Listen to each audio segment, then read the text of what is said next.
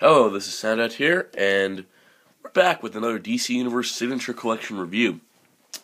Today we have the Orange Lantern Larfleeze. Now, Larfleeze is a fan-demanded character that we've been waiting a long time for. And you're not listening to what I'm saying because you're wondering where the packaging is. I usually start with that, don't I? Say it with me. We've all seen the white mailer box before. We've all seen this style packaging, though Mattel did do something a bit different with this one. Hello, this is Past Soundout here. I just wanted to comment on the packaging because I kind of skipped over it in the actual review that you were watching. But thank you, Mattel. Thank you so much for this. If you don't get the joke, you don't know Larfleeze, then, well, it means nothing to you. But for fans of the character, this is beautiful. The first figure to be posed in package from the Signature Collection. I am very pleased. Thank you, Mattel. And I give them credit for that. And as you can see here, there's the nice picture of Larfleeze. And on the back, you can see there is a bio. I don't feel like reading this bio, so I'm going to let you read this bio, if you want to. And if you don't want to, and my hand would stop shaking, there we go. And if you don't want to read the bio, just keep watching the video and hear my beautiful voice talking. So, without further ado, let's move on to the figure. Now, the first thing you'll notice is that he has an Orange Lantern battery. Unfortunately, I have not been able to get it out of his hand ever since I've got it. He's got this whole greed thing going on.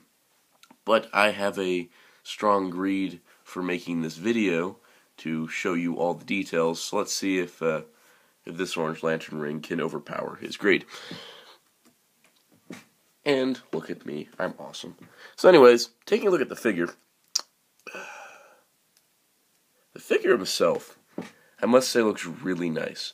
I am a fan of the Larfleeze character, and I do agree with the common theory that the character works best when he is in small spurts, like you see him here and there.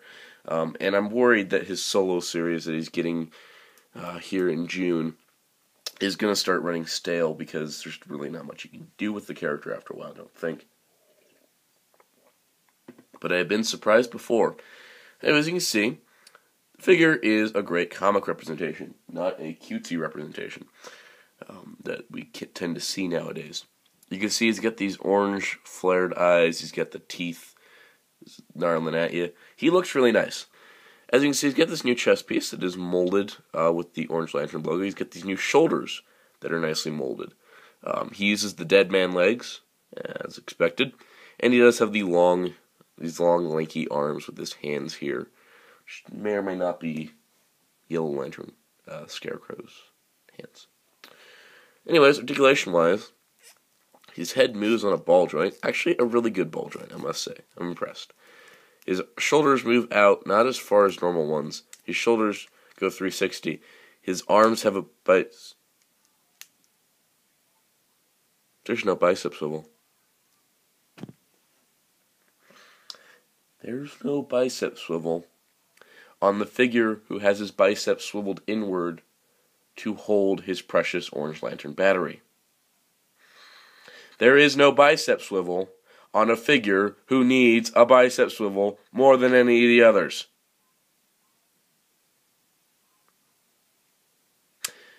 This is not a problem, I don't think.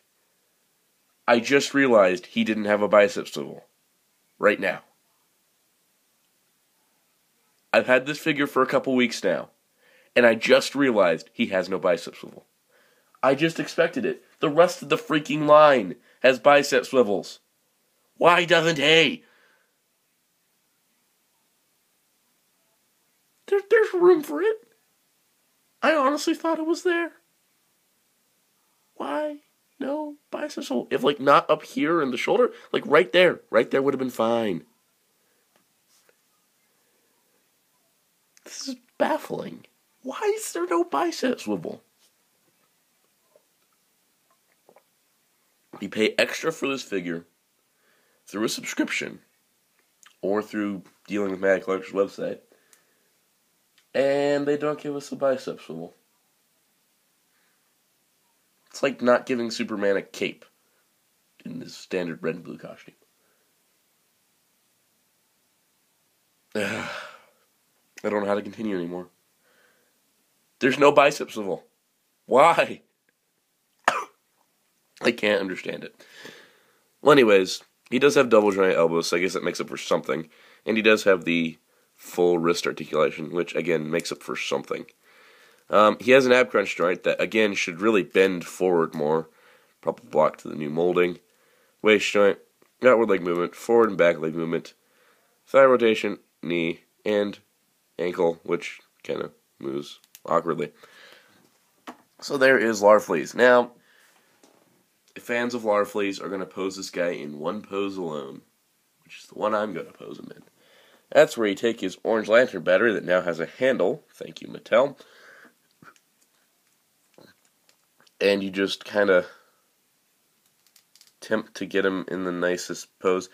I will admit, the angle that the shoulders are at, he can kind of still hold the battery.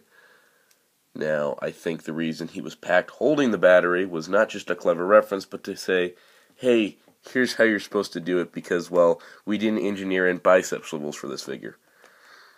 And I don't know how much of that is the Four Horsemen's fault. This would be something I'd like to see in a Matty Collector Q&A. But I probably think it was some kind of budgeting. Also, not included with this is Glomulus. Luckily, if you buy the Action League Larfleeze, who is awesome by the way, he comes in a 2-pack with a Glomulus that is way too big to be in scale with him, so he gets to stay out here. Yeah, I know, you got the DC Direct one, but I'm sticking with Mattel here. And I honestly don't know why at times. Especially since the DC Direct one had bicep swivels. And this one didn't. Oh, you win some, you lose some. Oh my god. Okay. Fiddling with little Larfleeze back here. He has a bicep swivel. Admittedly only one, but it's more than this guy.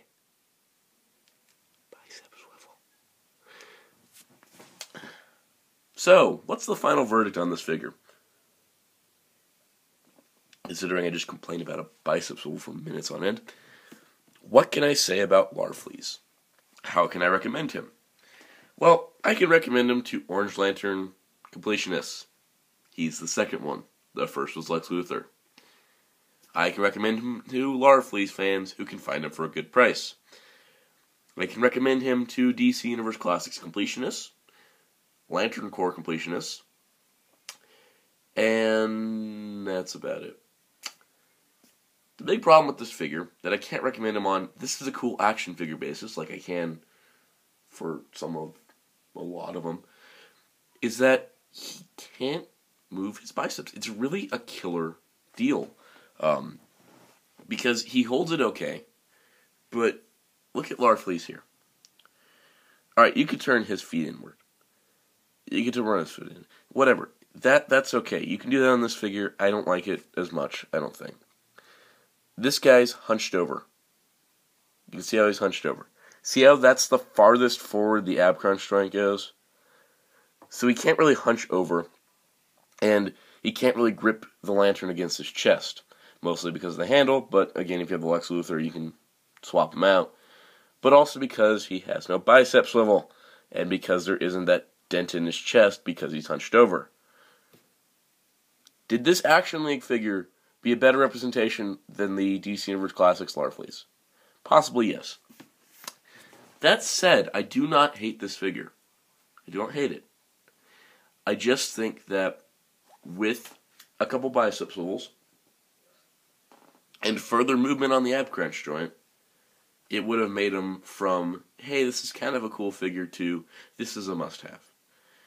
And I think that Mattel and possibly the Four Horsemen, I'm not sure, are missing out. Because they molded a new chest piece. It could have been easy enough to clear enough space in there, I think, to have him hunch over. New shoulders, well, you can just cut a bicep. It's, again, refer you to the fact that the Action League 1 has a bicep swivel. So, what can I say?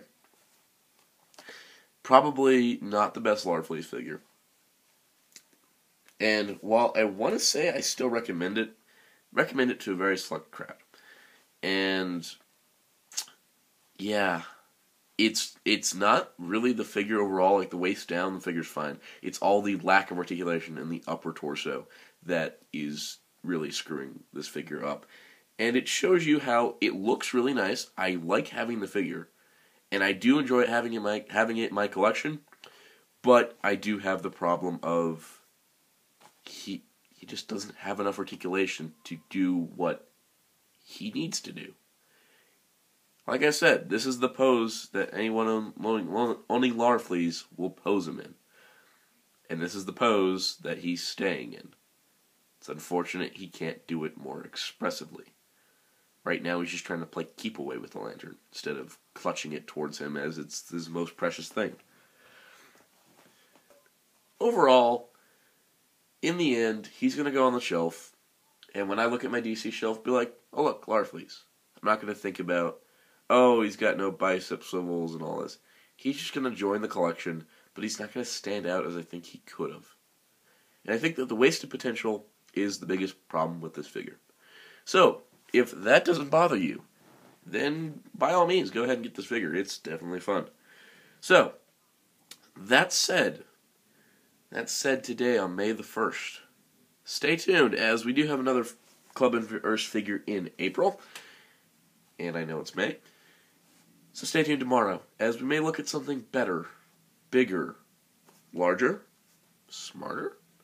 Anyways, be sure to check out HeroTaku.com for all the latest news of comic books and more. Until it's the sound saying goodbye.